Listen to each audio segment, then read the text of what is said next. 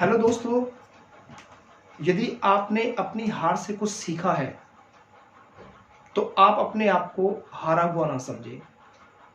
आपने कुछ गेन किया है। ये एक वो नई सीख होती है, ये एक वो नई प्रेरणा होती है जो आपके जीवन में नया संचार करती है। आप कभी हारे थे, आपने कभी टाइम दिया था उस काम को करने के लिए जिस पे आप सक्सेस नहीं हुए, लेकिन आपने सीखा क्या? ये बहुत बड़ी फैक्ट्स बात है आपकी लाइफ के लिए।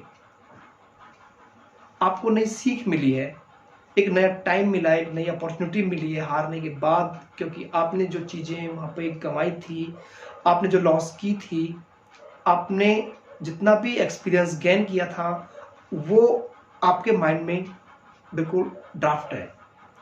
जब भी नेक्स्ट टाइम आप फिर दोबारा उस काम को करेंगे तो आपका काम करने का तरीका, आपका सोच का तरीका और आपकी सीख और आपका ज्ञान बिल्कुल डिफर होगा, क्योंकि उस हार से आपने कुछ सीखा था, कुछ गेन किया था।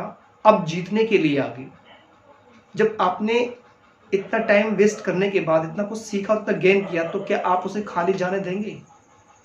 बिल्कुल भी नहीं। दूसरे शब्दों में हम कह सकते हैं कि कोई स्टूडेंट, सपोज कीजिए किसी सब्जेक्ट में वो बहुत कमजोर था और उसमें वो फेल हो गया,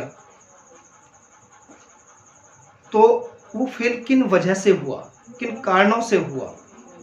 अब उनके फैक्ट्स को निकाल करके अब वो नई तरीके से उस पर पढ़ाई करना शुरू करेगा और एक एक टाइम को, एक एक टॉपिक को, किस पे कितना टाइम देना है, कितना इन्वेस्ट करना है और उसको कैसे अडॉप्ट करके उसको फिर आगे प्रेजेंट करना है, इन चीज़ों पे उसका ध्यान होगा, तब वो आगे बढ़ेगा।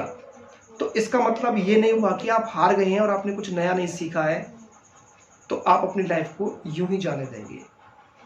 आप उसको इम्प्लीमेंट करेंगे और उसको आगे बढ़ेंगे और दूसरे लोगों को भी नॉलेज शेयर करेंगे और खुद भी सीखेंगे और औरों को भी सिखाएंगे कि इस तरीके से, ऐसा करने से मेरे साथ ये हुआ और लेकिन मैंने वहाँ से ये चीज़ें सीखी हैं और अब मैं इसको नए तरीके से आगे गेन करके अपनी लाइफ में नई डायरेक्शन दूंगा और आगे बढ़ूंगा। Thank you.